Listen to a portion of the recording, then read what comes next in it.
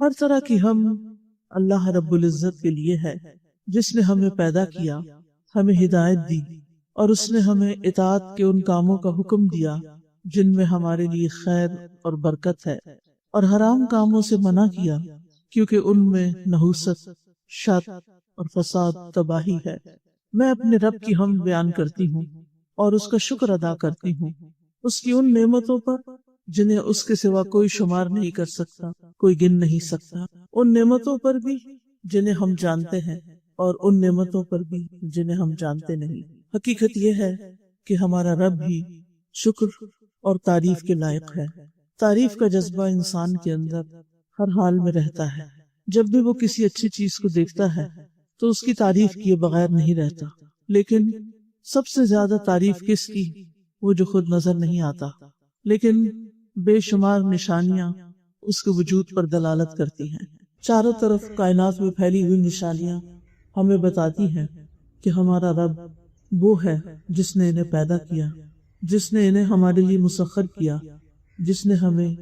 ان سب چیزوں سے فائدہ پہنچایا۔ آج میں اسی موضوع پر بات کروں گی کہ پھر ایسے رب سے ہمارا تعلق کیسا ہونا چاہیے۔ حقیقت یہ ہے کہ انسان کو اللہ تعالیٰ نے اس طریقے پر پیدا کیا ہے کہ وہ اب اپنے رب کی عبادت کر سکے، سب سے بڑھ کر اپنے رب سے محبت کرے۔ لیکن یہ انسان کی کمزوری ہے کہ وہ ظاہر میں نظر آنے والی چیزوں میں الجھ کے رہ جاتا ہے اور اپنے حقیقی رب کو بھول جاتا ہے اور اس کی بے شمار نعمتوں کو فراموش کر دیتا ہے اپنی ہی غفلت کی وجہ سے۔ لیکن چونکہ ہم پیدا اسی کے لیے کیے گئے ہیں، اس لیے جب تک اس کو نہیں پا لیتے، اس کو نہیں پہچان لیتے، اس سے محبت نہیں کرتے، اس وقت تک ہمارے اندر کا خلا پھر بھرا بھی نہیں جاتا، ہمارے اندر کی اداسی اور تنہائی اور ہمارے اندر کی بے چینی اور اضطراب بھی ختم نہیں ہوتا۔ اس لیے بہت ضروری ہے یہ بات کہ ہم اپنے رب کو پہچانیں اور اس سے اپنا تعلق مضبوط کریں، اس کے آگے جڑ جائیں اور اپنے قیمتی ترین جذبات اس کے لیے وقف کر دیں۔ اور جب تک ہم یہ نہیں کرتے، اس وقت تک ہماری زندگی مکمل نہیں ہوتی۔ دنیا میں بھی ہم بے شمار نعمتوں سے صحیح معنوں میں فائدہ نہیں اٹھا سکتے، اور آخرت کی سب سے بڑی نعمت اور وہ اللہ سبحانہ وتعالیٰ کا دیدار، اس کا شوق جب تک دنیا میں نہیں ہوتا وہاں بھی اس کی لذت نہیں پا سکتے۔ لہٰذا بے حد ضروری ہے کہ ہم اپنے رب کو پہچانیں اور اس کی اطاعت اس حال میں کریں کہ واقعی وہ ہم سے راضی ہو جائے۔ ہمارا رب کون ہے، اور خاص طور پر انبیاء علیہ السلام نے رب کو کیسے پہچانا، اس کے بارے میں سورۃ الشعراء کی آیات ایک بہترین تعارف کراتی ہیں کہ جو ابراہیم علیہ السلام کا اپنے رب کے ساتھ تعلق تھا اور جس طرح وہ اپنے رب کو پہچانتے تھے، بظاہر دیکھنے میں بہت ہی سادہ لفظ ہیں، لیکن ایک حقیقی تعلق کو بیان کرتے ہیں۔ یوں محسوس ہوتا ہے کہ یہ ان کے حقیقی جذبات ہیں، یہ ان کے اپنے ہی احساسات ہیں اور یہ ان کے دل کی باتیں ہیں۔ وہ کہتے ہیں، کون ہے رب؟ الذی خلقنی فہو یہدینی، وہ جس نے مجھے پیدا کیا پھر وہی مجھے راہ دکھاتا ہے۔ والذی هو یطعمنی ویسقینی، وہی جو مجھے کھلاتا اور پلاتا ہے۔ وَإِذَا مَرِضْتُ فَهُوَ يَشْفِينِ، اور جب میں بیمار ہوتا ہوں تو وہی مجھے شفا دیتا ہے۔ وَالَّذِي يُمِيتُنِي ثُمَّ يُحْيِينِ، وہی جو مجھے موت دے گا پھر مجھے زندہ کرے گا۔ وَالَّذِي أَطْمَعُ أَن يَغْفِرَ لِي خَطِيئَتِي يَوْمَ الدِّينِ، اور وہ جس سے میں طمع رکھتا ہوں کہ وہ جزا کے دن میری خطا بخش دے گا۔ رب هب لي حکما وألحقني بالصالحین، اے میرے رب مجھے حکم عطا کر اور مجھے نیک لوگوں کے ساتھ ملا۔ وجعل لي لسان صدق في الآخرین، اور پیچھے آنے والوں میں میرے لیے سچی نام بری رب۔ وجعلنی من ورثۃ جنت النعیم، اور مجھے جنت النعیم کے وارثوں میں شامل کر لے۔ یہ ہے ابراہیم علیہ السلام جو اپنے رب کے ساتھ اپنے تعلق کو کچھ یوں بیان کرتے ہیں۔ میں اور آپ سوچیں کہ کیا ہم جب کچھ کھا رہے ہوتے ہیں، جب کچھ پی رہے ہوتے ہیں، جب بیماری سے صحت یاب ہو رہے ہوتے ہیں، تو کیا ہمارے دل کے بھی یہی جذبات ہوتے ہیں کہ یہ میرا رب ہے جو مجھے پلا رہا ہے، یہ میرا رب ہے جو مجھے کھلا رہا ہے، یہ میرا رب ہے جس نے میری یہ ساری ضروریات پوری کی ہیں۔ یعنی ہم میں سے ہر شخص یہ سوچے کہ رب کے ساتھ پرسنل لیول پر میرا تعلق کیسا ہے، کہ جو میرے اور میرے رب کے درمیان ہی ایک راز ہے،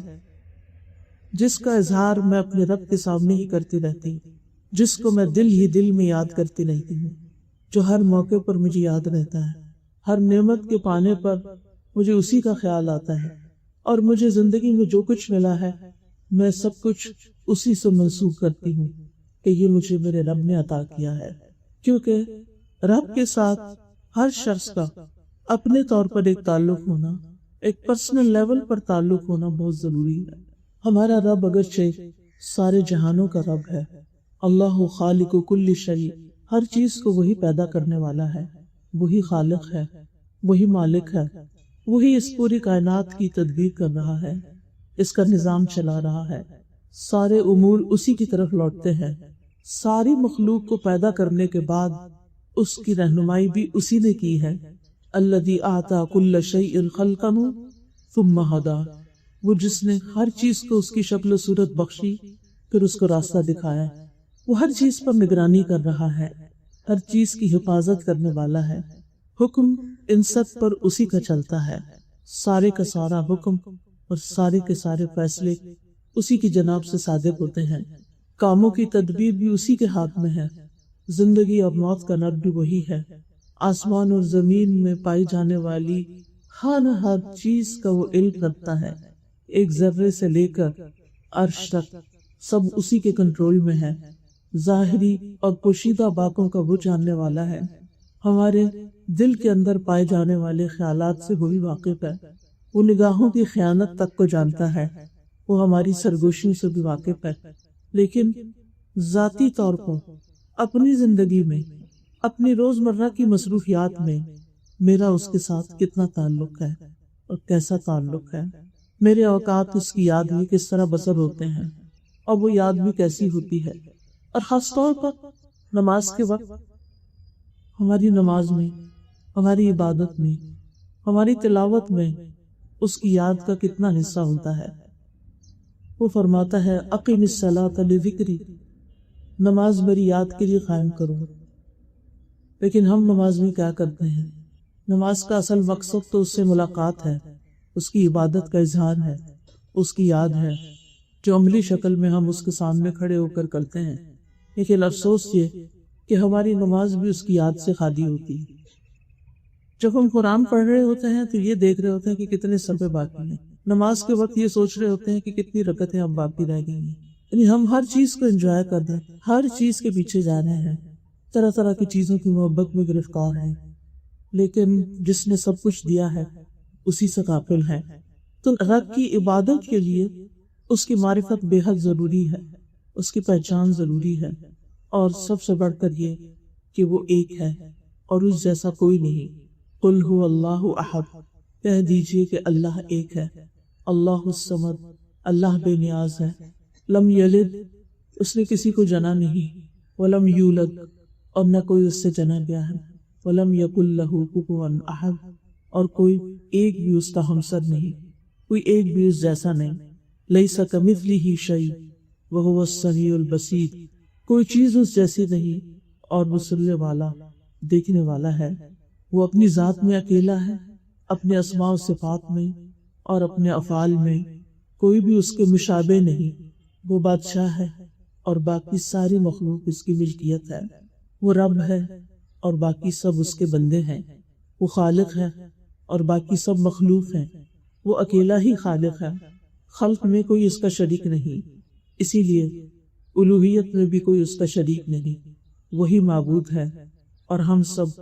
عبادت کرنے والے ہیں، اور ہمیں اس نے پیدا بھی اپنی عبادت کے لیے کیا ہے۔ زمین و آسمان کی ایک ایک چیز اس کی تسبیح بیان کر رہی ہے، سبح للہ ما فی السماوات وما فی الارض وان من شیء الا یسبح بحمدہ ولکن لا تفقہون تسبیحہم، کوئی چیز ایسی نہیں کہ جو اس کی تسبیح نہ کر رہی ہو، لیکن تم ان کی تسبیح کو نہیں سمجھتے۔ کائنات کی ایک ایک چیز اس کی تابعدار ہے، اس کی وفادار ہے، اس کو پہچانتی ہے، اس کو یاد کرتی ہے، اس کے آگے جھکی ہوئی ہے۔ وَلِلَّهِ يَسْجُدُ مَن فِي السَّمَاوَاتِ وَمَن فِي الْأَرْضِ، ہر ایک اس کے آگے سجدہ ریز ہے، لیکن ہم کیا کر رہے ہیں؟ ہم صرف زبان سے کہتے ہیں لا الہ الا اللہ، کہ اللہ کے سوا کوئی الہ نہیں، کوئی معبود نہیں، لیکن جب عبادت کا وقت آتا ہے تو پھر ہم کبھی نفس کے غلام بن جاتے ہیں اور کبھی بندوں کے، کبھی اپنی خواہشات کے۔ ہماری عبادت کس قسم کی ہے؟ میرا اور آپ کا اور ہم سب کا اپنے رب سے تعلق کس قسم کا ہے؟ وہ عبادت کا مستحق ہے، لیکن کیا ہم نے اس کو واقعی اس کا یہ حق دیا ہے؟ پھر یہ کہ وہ اپنی ذات میں سب سے بڑا ہے، وَهُوَ الْعَلِيُّ الْعَظِيمُ، بلند ہے، عظمت والا ہے، عرش پر مستوی ہے، اور پھر اس کے عرش کی وسعت ہم سب کو معلوم ہے کتنی زیادہ ہے۔ ابو ذر غفاری کہتے ہیں میں مسجد حرام میں داخل ہوا اور رسول اللہ صلی اللہ علیہ وسلم کو اکیلے پا کر ان کے پاس بیٹھ گیا۔ میں نے کہا یا رسول اللہ صلی اللہ علیہ وسلم، کون سی آیت افضل ہے جو آپ پر نازل ہوئی؟ آپ نے فرمایا آیت الکرسی۔ کرسی کے مقابلے میں 7 آسمان اس طرح ہیں جیسے بیابان زمین میں کوئی چھلا پڑا ہوا ہو، اور پھر کرسی کے مقابلے میں عرش کا ہجوم اس طرح ہے جیسے اس چھلے کے مقابلے میں بیابان کا وجود ہے۔ اس کے عرش کی وسعتوں کو امیجن نہیں کیا جا سکتا، تو کہاں یہ کہ ہم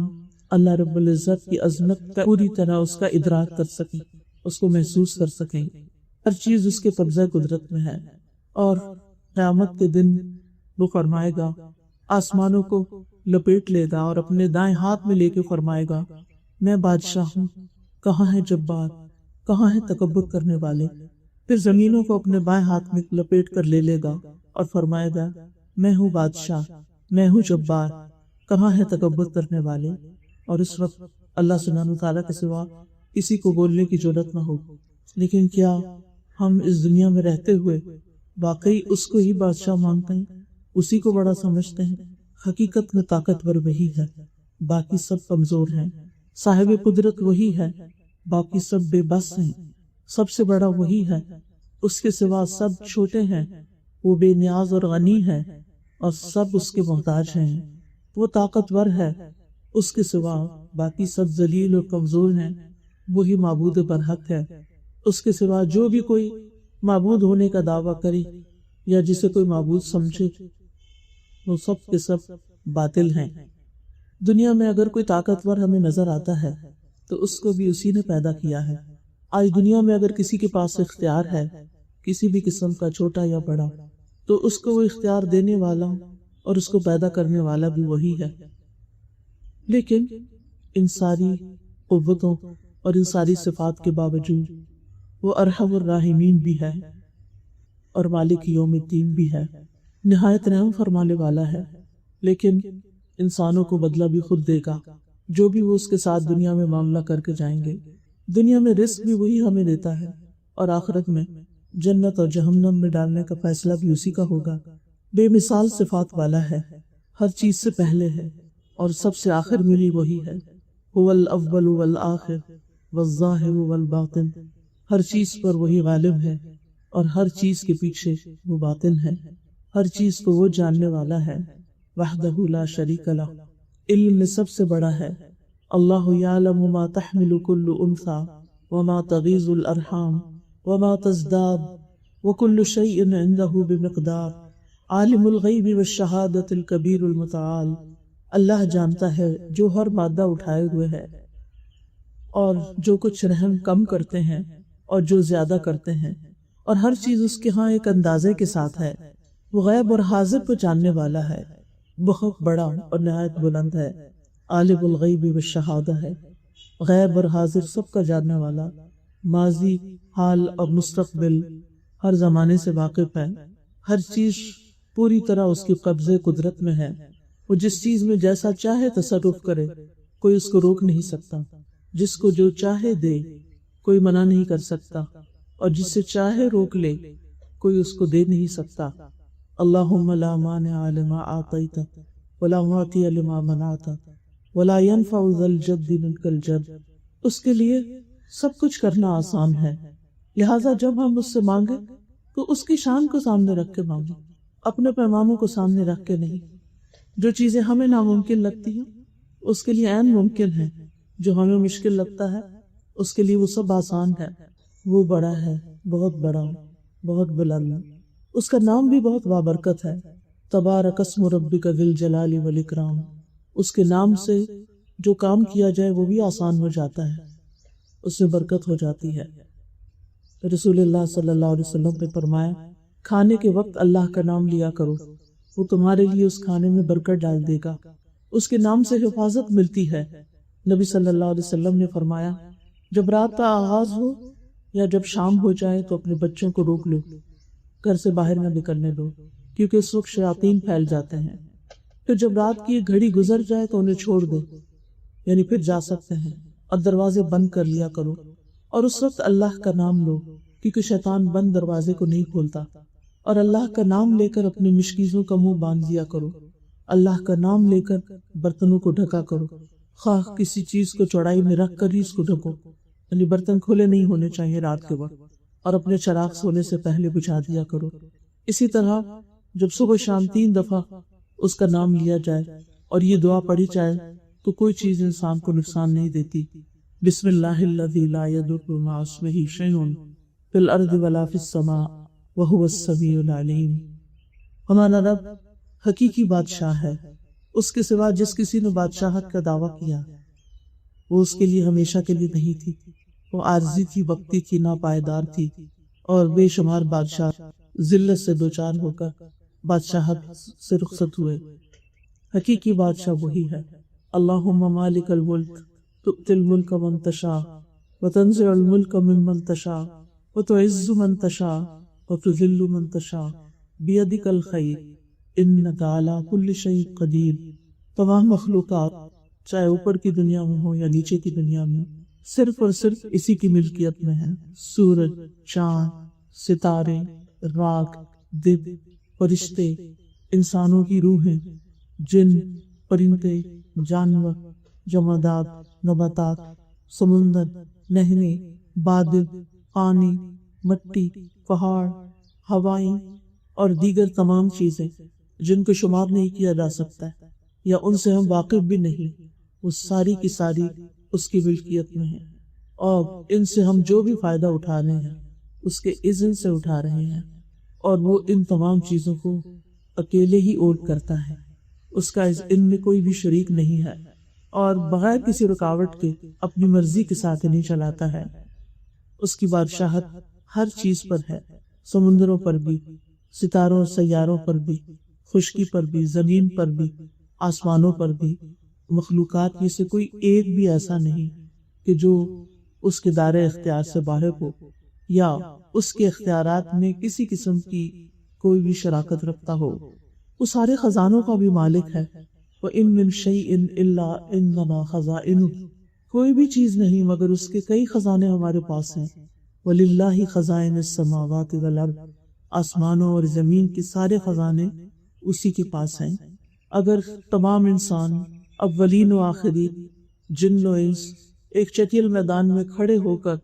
اللہ تعالیٰ سے مانگنے لگے اور اللہ تعالیٰ ان کو وہ سب کچھ عطا کر دے جو وہ مانگ رہے ہیں، تو بھی اس سے خزانوں میں کوئی کمی واقع نہیں ہوگی، مگر جتنی سمندر میں سوئی ڈال کے نکالنے سے پانی میں کمی واقع ہوتی، ویری نتھنگ، کچھ بھی کمی نہیں۔ وہی پریشانیوں کو دور کرنے والا ہے، وہی بیماریوں کو دور کرنے والا ہے، وہی دکھوں کو دور کرنے والا ہے، بندوں کی تمام ضروریات وہی پوری کرتا ہے۔ لہٰذا دکھ ہو یا ضرورت ہو، اسی کی طرف رجوع کرنے کی ضرورت ہے۔ جب ہم اسے پکارتے ہیں تو ہماری پکار سنتا ہے۔ وَإِذَا سَأَلَكَ عِبَادِي عَنِّي فَإِنِّي قَرِيبٌ أُجِيبُ دَعْوَةَ الدَّاعِ إِذَا دَعَانِ، اور جب میرے بندے تجھ سے میرے بارے میں سوال کرے تو بے شک میں قریب ہوں، میں پکارنے والے کی دعا قبول کرتا ہوں جب وہ مجھے پکارتا ہے۔ یعنی اللہ تعالیٰ سنتا ہے اور دعائیں قبول کرتا ہے، تو بڑے حیا والا ہے۔ اسے اس بات سے حیا آتی ہے کہ اس کا بندہ اس کے سامنے ہاتھ پھیلائے اور وہ ان ہاتھوں کو خالی لوٹا دے۔ وہی بندوں کا فقر دور کرنے والا ہے۔ رسول اللہ صلی اللہ علیہ وسلم نے فرمایا، جسے انتہائی شدید حاجت آ پڑے، کوئی ضرورت ہو، کسی چیز میں ڈیسپریٹ ہو کہ اس کا یہ کام نکل آئے اور وہ اسے لوگوں پر پیش کر دے تو اس کی حاجت دور نہیں ہوگی، اور جس نے اسے اللہ پر پیش کیا، وہ سیدھا اللہ ہی کی طرف گیا تو عنقریب اللہ تعالیٰ اسے بے نیاز کر دے گا، اس کی ضرورت پوری کر دے گا، یا تو جلد ہی اسے موت آ جائے گی یا پھر جلد ہی غنی ہو جائے گا۔ پھر وہ بندوں کے بہت قریب بھی ہے اور قابل تعریف ہے، اس لیے کہ وہ رب العالمین ہے۔ الحمدللہ رب العالمین، دنیا اور آخرت میں اسی کی تعریف ہے، صبح اور شام اسی کی تعریف ہے۔ وَلَهُ الْحَمْدُ فِي السَّمَاوَاتِ وَالْأَرْضِ وَعَشِيًّا وَحِينَ تُظْهِرُونَ، بہترین صفات والا ہے، بہت محبت کرنے والا۔ وَهُوَ الْغَفُورُ الْوَدُودُ ذُو الْعَرْشِ الْمَجِيدُ، وہی ہے جو بے حد بخشنے والا، نہایت محبت کرنے والا ہے، عرش کا مالک ہے، بڑی شان والا ہے، وسیع رحمت والا ہے۔ اس کی رحمت اس کے غضب پر حاوی ہے، جو اس سے معافی چاہتا ہے اس کو معاف کر دیتا ہے، جو بخشش مانگتا ہے اس کو بخش دیتا ہے۔ شیطان نے کہا تھا، میرے رب مجھے تیری عزت کی قسم، میں تیرے بندوں کو اس وقت تک گمراہ کرتا رہوں گا جب تک ان کے جسم میں روح رہے گی، اور رب نے فرمایا تھا، مجھے اپنی عزت و جلال کی قسم، جب تک وہ مجھ سے معافی مانگتے رہیں گے میں بھی انہیں معاف کرتا رہوں گا۔ اس لیے کبھی بھی رب کی رحمت سے مایوس نہیں ہونا چاہیے، وہ گناہوں کا معاف کرنے والا ہے۔ اگر کوئی شرک نہ کرے تو باقی تمام گناہوں کو وہ معاف کر دے گا، کبیرہ گناہوں کے باوجود بخش دینے والا ہے۔ یہ ہے ہمارا رب، جس کی تعریف میں سارے سمندر سیاہی بن جائیں اور سارے درخت قلم بن جائیں تو بھی اس کے کلمات ختم نہ ہوں، لیکن ہمیں بار بار اسی سے بات اور اس کے ناموں کو ذکر کرتے رہنا چاہیے تاکہ ہمیں اس کی محبت نصیب ہو، ہم حقیقی معنوں میں اس کی عبادت کر سکیں۔ کیونکہ جب تک ہم رب کو پہچانتے نہیں، اس کو جانتے نہیں، تو پھر ہم عبادت کس کی کر رہے ہیں؟ جس کو ہم جانتے ہیں اس کی عبادت، کیسی عبادت؟ وہ عبادت بھی کیا ہوگی؟ اس لیے بہت ضروری ہے کہ ہم رب کی عبادت کے لیے اس کو پہچانیں، وہ رب جس کی طرف ہماری واپسی ہے۔ ایک صورت تو یہ تھی کہ وہ ہمیں پیدا کر کے چھوڑ دیتا کہ جائیں دنیا میں کھائیں پیئیں اور ختم ہو جائے، بات ختم، لیکن اس نے ایسا نہیں کیا۔ اس نے پیدا کیا، ایک مقصد کے لیے پیدا کیا، اور پھر واپس اپنی ہی طرف بلائے۔ لہٰذا ہم میں سے ہر ایک کو اپنے رب کے سامنے جا کے کھڑے ہونا ہے، اس سے ملاقات کرنی ہے۔ عقل مند وہ ہے جو اس ملاقات کی تیاری کرے، رب کو پہچانے، حقیقی معنوں میں اس کی عبادت کرے، اور پھر ہر روز یہ سوچے کہ وہ دن کیسا ہوگا جب میں اپنے رب کے سامنے کھڑا ہوں گا۔ ہم سب اس بات کو امیجن کریں کہ اگر ہم اطاعت کرتے ہیں تو انشاءاللہ رب سے ملاقات خوشگوار ہو، لیکن اگر ہم اس کی نافرمانی میں دل گزارنا ہے تو پھر کس ذلت اور کس شرمندگی کے ساتھ کھڑے ہونا ہوگا۔ نیک انسان، اس کو تو موت کے وقت ہی خوشخبری دے دی جا رہی ہے۔ جب مومن کی موت کا وقت آتا ہے تو اس کے پاس رحمت کے فرشتے ایک سفید ریشم کا کپڑا لے کر آتے ہیں، وہ کہتے ہیں اپنے رب کی طرف نکل آ، یعنی روح آ جاؤ، اللہ کی راحت کی طرف، یعنی اللہ تعالیٰ تجھے راحت اور سکون عطا کرے گا، اور اس کے رزق کی طرف، اور ایسے رب کی طرف جو تم سے ناراض نہیں۔ یعنی موت کے وقت نیک انسان کو خوشخبری مل جاتی ہے کہ تمہارا رب تم سے ناراض نہیں، لیکن اس کے لیے بہت ضروری ہے کہ ہم ساری زندگی یہ فکر لگائے رکھیں کہ ہمارا رب ہم سے راضی ہے یا نہیں، اور اس حال میں کہ تو راضی ہے اور اللہ تجھ سے راضی ہے۔ یا ایتھا النفس المطمئنہ ارجعی الی ربک راضیۃ مرضیہ فادخلی فی عبادی وادخلی جنتی۔ لیکن آج ہم اس دنیا میں ہوتے ہوئے، دنیا میں اور دنیا فانی جس کو کہتے ہیں، اس میں اتنے مشغول ہیں، اتنے محو ہیں، اور اسی کے غم میں گلے جا رہے ہیں کہ ہمیں یہ بھول ہی گیا ہے کہ ایک دن ہمیں اپنے رب کے سامنے جا کر کھڑے ہونا۔ سورۃ الرحمن میں اللہ تعالیٰ فرماتے ہیں، کل من علیہا فان، جو بھی اس زمین پر ہے سب فنا ہونے والا ہے، لیکن ہمارا حال یہ ہے کہ جو کچھ اس زمین پر ہے ہماری محبتیں اسی کے لیے، ہمارے غم بھی اسی کے ہیں۔ اور وَيَبْقَى وَجْهُ رَبِّكَ ذُو الْجَلَالِ وَالْإِكْرَامِ، تیرے رب کا چہرہ باقی رہے گا جو بڑی شان اور عزت والا ہے، یعنی اس کے دیدار، اور وہ جو باقی رہنے والا ہے اس کی طرف ہماری توجہ کب؟ ہم سب اپنے دلوں کا جائزہ لیں، ہم سب اپنا اپنا محاسبہ کریں کہ میرے دل میں سب سے زیادہ کون سی چیز آتی، سب سے زیادہ مجھے کس چیز کا خیال آتا ہے، سب سے زیادہ مجھے کس چیز کی پریشانی۔ اللہ سبحانہ وتعالیٰ بڑا غیرت والا ہے، جب بندہ اللہ سے بڑھ کر کسی بھی چیز سے محبت کرتا ہے، اللہ تعالیٰ بندے کو اسی چیز سے توڑتا ہے، اسی چیز کے غم میں مبتلا کر دیتا ہے، اسی چیز کے لیے پریشان کر دیتا ہے۔ اسی لیے الا ان اولیاء اللہ لا خوف علیہم ولا هم یحزنون، لیکن ہمیں یہ بات سمجھ میں نہیں آتی کیونکہ ہم نے اللہ کا ولی ہونے کا کبھی سوچا ہی نہیں کہ ہم سب چیزوں سے بڑھ کر اللہ ہی سے محبت کرنے والے ہیں۔ اور یہ حقیقت ہے کہ جب انسان کا اللہ پہ توکل ہو جاتا ہے وہ اللہ کو پہچان لیتا ہے اور دوسری طرف اس دنیا کی حقیقت کو بھی پہچان لیتا ہے تو پھر دنیا کے غم ہلکے ہو جاتے ہیں، اور کچھ لوگوں کے تو بالکل ہی ختم ہو جاتے ہیں کیونکہ انہیں پتا ہے کہ دنیا اپنے سارے مسائل کے ساتھ ایک دن اپنے اینڈ کو پہنچے گی، لیکن صرف باقی رہنے والی چیز تو ہمارا رب ہی ہے۔ اس لیے اس کو راضی کرنے کی فکر کرنی چاہیے، اس کی طرف توجہ کی فکر چاہیے، اس سے محبت کرنی چاہیے، اس کو بنا لینا چاہیے، کیونکہ وہ دنیا میں ہی وقت ہے، مرنے کے بعد یہ نہیں ہو سکے گا۔ تو رب سے میرا تعلق کیسا ہونا چاہیے؟ پھر سب سے پہلی بات تو یہ کہ رب پر ایمان، ایسا یقین کہ جس میں کوئی شک نہ ہو، اور اس ایمان کے ساتھ اس کی عبادت، اس ایمان میں اس کی محبت بھی شامل اور اس کا خوف بھی شامل۔ جب عبادت میں محبت اور خوف دونوں چیزیں شامل ہو جاتی تو عبادت کا لطف ہی کچھ اور ہو جاتا ہے۔ لیکن جب عبادت صرف ایک ریچول سمجھ کر اور ایک صرف مجبوری سمجھ کر کی جاتی ہے کہ نہ کی تو پکڑ ہو جائے گی، نماز قضا کر دی تو بس سزا مل جائے گی، تو پھر اس نماز سے انسان لذت نہیں پاتا۔ کیوں نبی صلی اللہ علیہ وسلم فرماتے تھے اقیم الصلاۃ یا بلال ارحنا بلال، بلال نماز قائم کرو اور ہم اس سے راحت پہنچا کہ جب رب سے ملاقات کریں گے، رب کے آگے کھڑے ہوں گے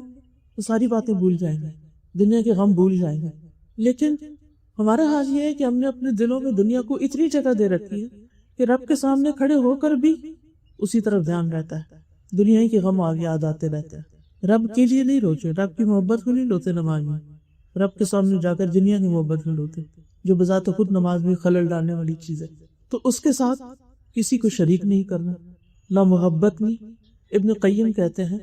کہ جان لے کہ بندے کو اس بات کی ضرورت اور حاجت ہے کہ وہ اکیلے اللہ کی عبادت کرے، اس کے ساتھ کسی کو شریک نہ کرے، نہ محبت میں، نہ خوف میں، نہ امید میں، نہ توکل میں، نہ اللہ کے لیے عمل کرنے میں، نہ اس کی قسم کھانے میں، نہ اس کے نام کی نظر ماننے میں، نہ اس کی فرما برداری کرنے میں، اور نہ ہی اس کے لیے عاجزی اور انکساری کرنے میں، یعنی ویسی کسی اور کے لیے ہونی نہیں چاہیے۔ پھر یہ کہ اس عبادت پر ثابت قدمی اختیار کرنا، اور پھر یہ کہ اس کی عبادت کے لیے باقاعدہ وقت نکالنا۔ ایک یہ ہے کہ دن کا ٹائم ٹیبل آپ بنائیں، نمازوں کا وقت نکال کر باقی چیزوں کو سیٹ کر۔ ایک صورت یہ ہے کہ دن کی پلاننگ کرتے ہوئے پہلے نمازوں کے اوقات متعین کرنا کہ کس وقت کون سی نماز پڑھنی، اور پھر اس کے بعد آج کے اہم کام کون سے ہیں وہ کس وقت کرنے، یا تو ان سے پہلے یا ان کے بعد ہوں۔ نماز کے وقت بعض اوقات کوئی پروگرام رکھ دیا جائے، بعض اوقات کوئی میٹنگ رکھ دی جائے، بعض اوقات کسی کو ملنے کا ٹائم دے دیا جائے۔ حیرت ہوتی رہی یہ کیسے؟ پھر کیا ہوتا ہے؟ نہ نماز کی طرف توجہ اور نہ کام کی طرف توجہ، ادھورے کام، نہ نماز کا لطف اٹھایا اور نہ کسی کام کا لطف اٹھایا۔ تو رب کی عبادت کے لیے وقت نکالنا اور رب کی عبادت کو پرائرٹی پر رکھنا۔ پھر جو ہماری عبادات ہیں جس میں نماز روزہ وغیرہ شامل ہے وہ اپنی جگہ، لیکن اس کے ساتھ ساتھ یعنی صرف اسی کو کافی نہ سمجھنا، کثرت سے رب کو یاد کرنا، صرف زبان سے نہیں دل سے بھی، ہر سچویشن میں، ہر موقع پر پہلے اس کو یاد کرنا۔ یعنی کوئی مشکل، کوئی غم، کوئی دکھ آیا تو یہ نہیں کہ سب کے نمبر ملا لیے، جب کوئی نہیں تو پھر کہا یا اللہ تو میری مدد کر، نہیں، پہلے اس کی طرف متوجہ، پہلے اس سے دعا۔ اور ہم دیکھیں کہ اس سے سرگوشی کرنے میں، اس سے مانگنے میں، اس کی طرف توجہ کرنے میں کتنا وقت لگتا ہے، کتنی دیر لگتی۔ وہ تو ہر وقت سنتا ہے، بندے ہر وقت نہیں سنتے، وہ دن ہو، رات ہو، پانی میں ہو، آپ آسمان میں ہو، زمین میں ہو، آسانی میں ہو، مشکل میں ہو، ہر وقت سنتا۔ لا تأخذہ سنۃ ولا نوم، اس کو نہ نیند آتی ہے نہ اونگ آتی، لہذا سب سے پہلے اس کی طرف متوجہ۔ مشکل پیش آنے پر اس کو یاد کریں، اس کا ذکر کریں، اور عبادت میں خوبصورتی اس احساس کے ساتھ لائیں کہ گویا ہم اسے دیکھ رہے ہیں، اور اگر یہ نہیں تو وہ تو ہمیں دیکھ رہا ہے۔ پھر یہ کہ جو کچھ کریں اسی کے لیے کریں، یہی عبادت بن جائے گی، یعنی ہر چیز عبادت۔ ہر قول اور فعل عبادت بن جاتا ہے جب اللہ کے لیے کیا جاتا ہے، خالصتاً اسی کے لیے اور اس کی پسند کے مطابق، کیونکہ قل ان صلاتی و نسکی و محیای و مماتی للہ رب العالمین، صرف یہاں تک نہیں فرمایا کہ ان صلاتی و نسکی، میری نماز اور میری قربانی اور بس، کیونکہ ہماری عبادت یہاں تک ہے نا، نماز اللہ کے لیے، قربانی اللہ کے لیے، اور محیایا زندگی میری کس کے لیے؟ لوگوں کے لیے، دنیا کے لیے، اور موت جب بھی آ جائے نہیں، زندگی بھی اللہ کے لیے، باقی کام بھی اللہ کے لیے، چاہے لوگوں کی خدمت ہو، چاہے کسی کی مدد، چاہے دنیا کا کام ہو، چاہے دین کا کام ہو، اپنی نیتوں کو اللہ کے لیے خالص کرتے رہنا کہ مجھے اس کا اجر اللہ سے چاہیے، میں اس کام کے ذریعے اپنے رب کو راضی کرنا چاہتی ہوں۔ اور پھر عبادت کا کام ہو یا دنیا کا کام ہو، اللہ کی محبت میں کرنا۔ اللہ کی محبت میں کیسے ہوتا ہے؟ جو کام اللہ کی محبت میں ہوتا ہے، مثلا کسی سے آپ کی دوستی، اگر اللہ کی خاطر محبت ہے تو وہ دوستی آپ کو نقصان نہیں دے گی، لیکن اگر وہ اللہ کی خاطر نہیں، اللہ کے لیے نہیں، تو وہ محبت اپنی لمٹس کراس کرے گی اور وہ فائدے کی بجائے نقصان دہ ہو جائے گی۔ اپنے بچوں سے بھی محبت، اس لیے اللہ نے یہ نعمتیں ہمیں عطا کی ہیں، ان کو اللہ ہی کی اطاعت میں لگانا ہے اور ان سے اتنی محبت کرنی ہے کہ جو اللہ کی محبت سے آگے نہ بڑھے۔ جب آپ اس کو اپنی جگہ پر رکھیں گے تو پھر بچوں کی طرف سے ملنے والی خوشی اور غم اور سب کچھ بھی اپنے ایک لمٹ کے اندر آ جائے گا، وہ آپ کو ڈسٹرب نہیں کرے گا۔ لیکن جب وہ لمٹ کراس کر جاتی ہے محبت ان کی، یہ کسی بھی چیز کی محبت، تو پھر وہی انسان کے لیے مصیبت بن جاتی، وہی انسان کے لیے دکھ اور تکلیف اور پریشانی کا سبب بن جاتی ہے۔ لہذا اللہ سے تعلق کس طرح ہونا چاہیے؟ عبادت اسی کی، ذکر اسی کا، محبت اس سے، خوف بھی اسی کا، اور سب سے بڑھ کر خوف اسی کا، اور غائبانہ طور پر اللہ سے ڈرنا۔ وَأُزْلِفَتِ الْجَنَّةُ لِلْمُتَّقِينَ غَيْرَ بَعِيدٍ هَذَا مَا تُوعَدُونَ لِكُلِّ أَوَّابٍ حَفِيظٍ مَنْ خَشِيَ الرَّحْمَنَ بِالْغَيْبِ وَجَاءَ بِقَلْبٍ مُنِيبٍ ادْخُلُوهَا بِسَلَامٍ ذَلِكَ يَوْمُ الْخُلُودِ لَهُم مَّا يَشَاءُونَ فِيهَا وَلَدَيْنَا مَزِيدٌ۔ اور جنت متقین کے قریب کر دی جائے گی جو کچھ بھی دور نہ ہوگی۔ یہ ہے جس کا وعدہ تم سے کیا جاتا تھا، ہر اس شخص کے لیے جو بہت رجوع کرنے والا، خوب حفاظت کرنے والا ہو، جو رحمان سے بن دیکھے ڈر گیا ہو اور رجوع کرنے والا دل لے کر آیا ہو، کہا جائے گا اس میں سلامتی کے ساتھ داخل ہو جاؤ، یہی ہمیشہ رہنے کا دن ہے۔ ان کے لیے وہاں وہ کچھ ہوگا جو وہ چاہیں گے، اور ہمارے پاس مزید بھی نہیں۔ مزید کیا ہے؟ اللہ سبحانہ وتعالیٰ کا دیدار۔ پھر ہر موقع پر اللہ سے ڈرنا، یعنی خوشی کا موقع ہو، غم کا موقع ہو، کچھ خریدنے کا ہو، کچھ بیچنے کا ہو، کیونکہ ان معاملات میں ہم عموماً اللہ تعالیٰ کو بلا دیتے ہیں،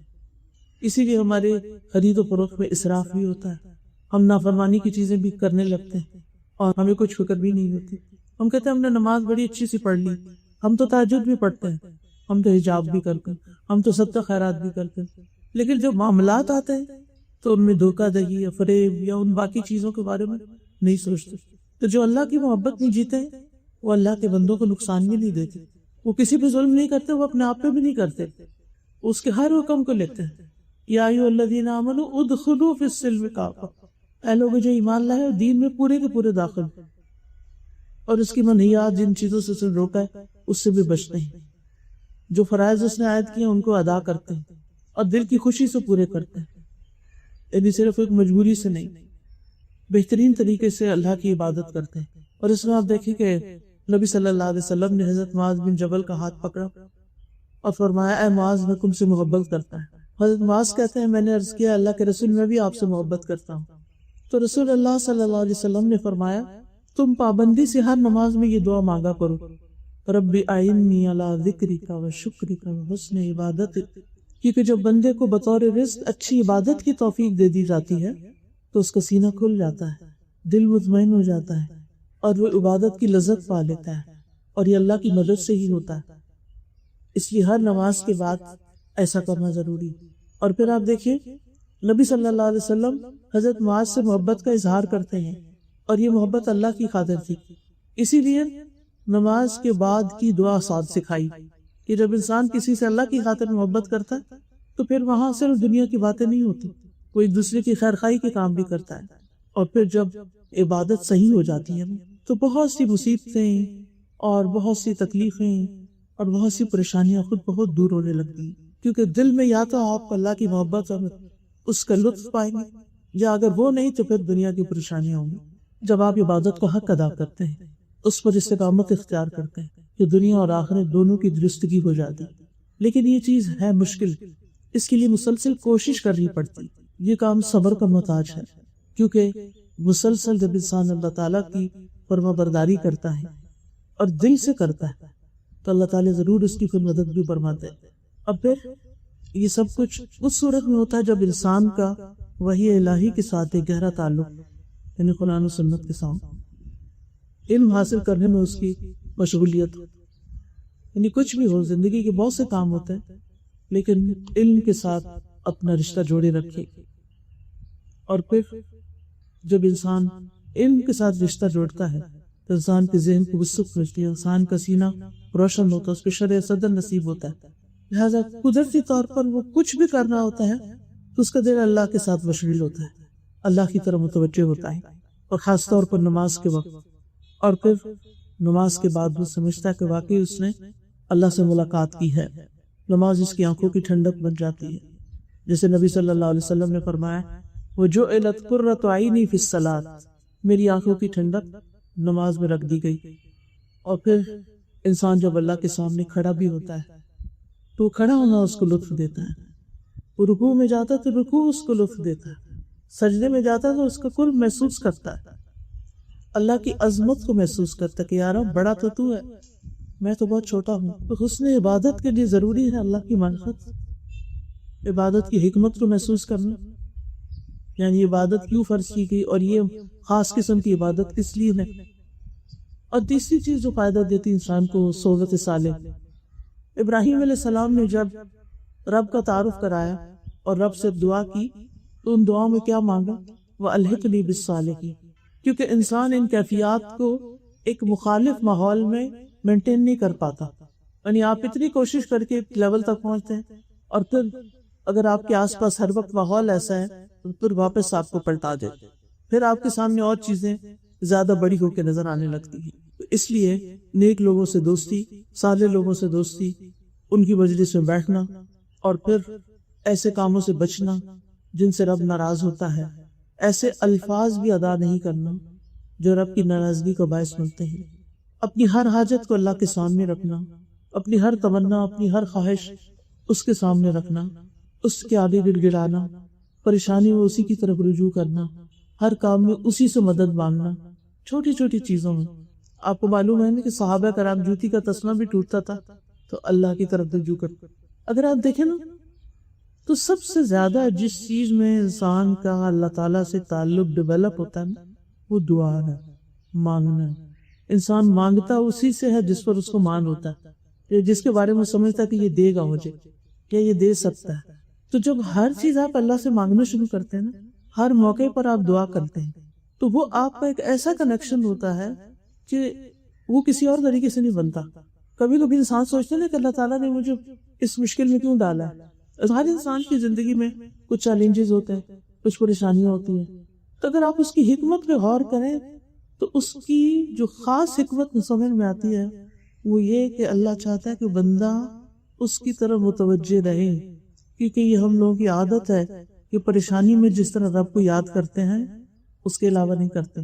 پریشانی، تکلیف، آزمائش، امتحان، یہ سب ذریعہ بن جاتا ہے خوب دعائیں کرنے کا، اللہ سبحانہ تعالیٰ سے ایک خاص تعلق قائم کر لینے کا۔ لہٰذا انسان جب اللہ سے مانگتا رہتا ہے، جیسے کہ حدیث میں بھی آتا ہے وَإِذَا سَأَلْتَ فَاسْأَلِ اللَّهَ وَإِذَا اسْتَعَنْتَ فَاسْتَعِنْ بِاللَّهِ، جب مانگو اللہ سے مانگو، جب مدد چاہو اللہ ہی سے مدد چاہو، اور اس میں اللہ کو کافی سمجھو۔ جب بھی کوئی پریشانی آئے، جب بھی کوئی تکلیف کی چیز آئے تو حسبی اللہ لا الہ الا ہوا علیہ توکلت وہو رب العرش العظیم، اور دل ہی دل میں اس معاملے کو لپیٹ کے اللہ کے سپرد کرتے ہیں، اسی پر بھروسہ، اسی پہ توکل، اسی کو اپنا مددگار سمجھنا، اس کے فیصلوں کو تسلیم کر لینا، اس کی نعمتوں پر شکر ادا کرتے رہنا، اس کے رب ہونے پر راضی رہنا، اور اس کی رضا کے کاموں کی تلاش میں رہنا کہ وہ کام کرو کہ جس سے وہ راضی ہو جائے، اور اس کی دعا بھی کرنا وَأَنْ أَعْمَلَ صَالِحًا تَرْضَاهُ، کہ اللہ میں ایسے اچھے کام کروں کہ جس سے تو راضی ہو جائے، چاہے وہ عبادت کا کوئی کام ہو، چاہے وہ بندوں کی خدمت کا کوئی کام، کیونکہ اللہ تعالیٰ قیامت کے دن کہیں گے نا کہ اے میرے بندے،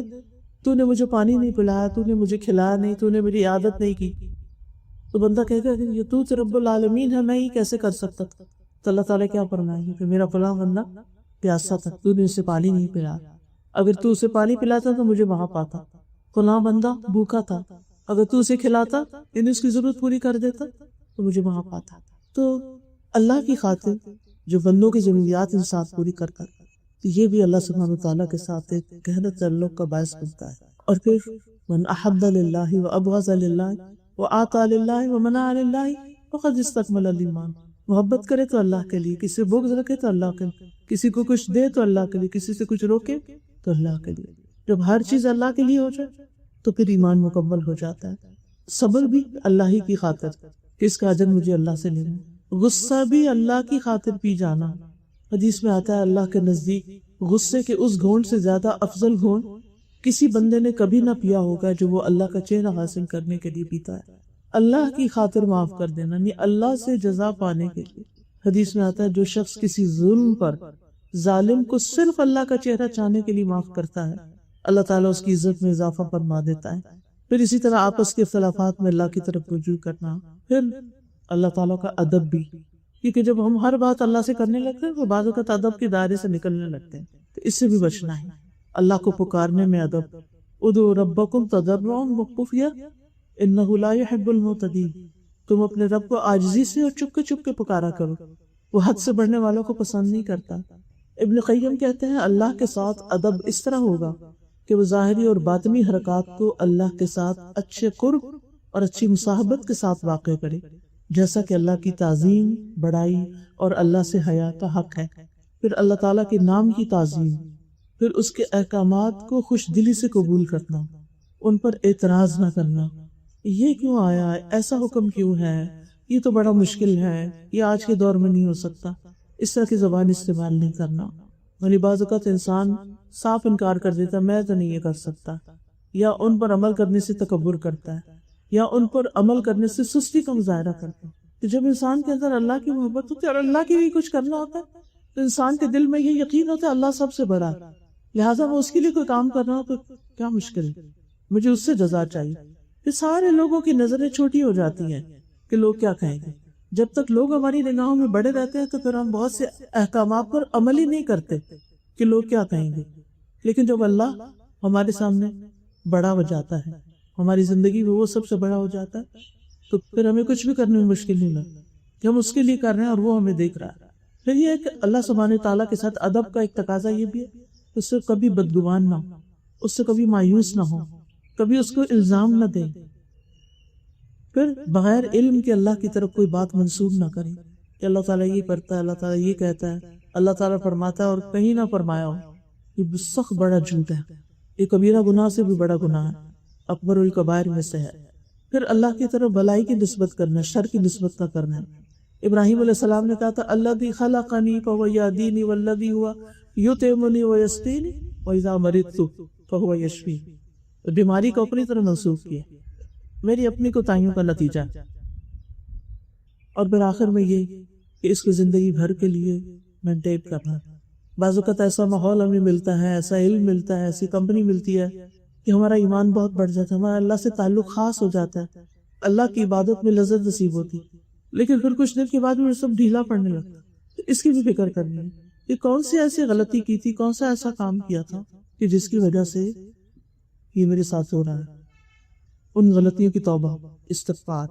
اور پھر موت تک رب کی عبادت، وَاعْبُدْ رَبَّكَ حَتَّى يَأْتِيَكَ الْيَقِينُ، توحید پر، کلمہ لا الہ الا اللہ پر خاتمے کی دعا، رب کی ملاقات کا شوق،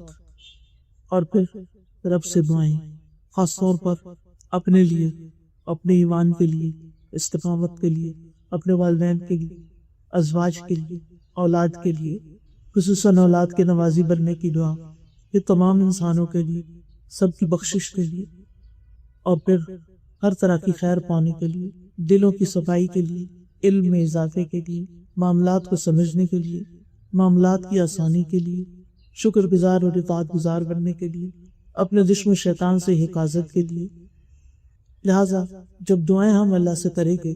اور دنیا اور آخرت کی ساری بلائیاں پانے کے لیے اور جنت میں اپنے رب کا دیدار پانے کے کہ رب کے ساتھ تعلق مضبوط رہتا چلا جائے، جس بندے کی دعاؤں میں کمی ہوتی ہے اس کے رب سے تعلق میں بھی کمی واقع ہو جاتی ہے۔ تو دعائیں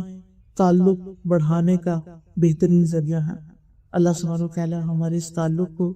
بہترین کر دے، مضبوط کر دے، اور ہر آن یہ تعلق مضبوط سے مضبوط ہوتا چلا جائے۔ وآخر دعوانا ان الحمد للہ رب العالمین۔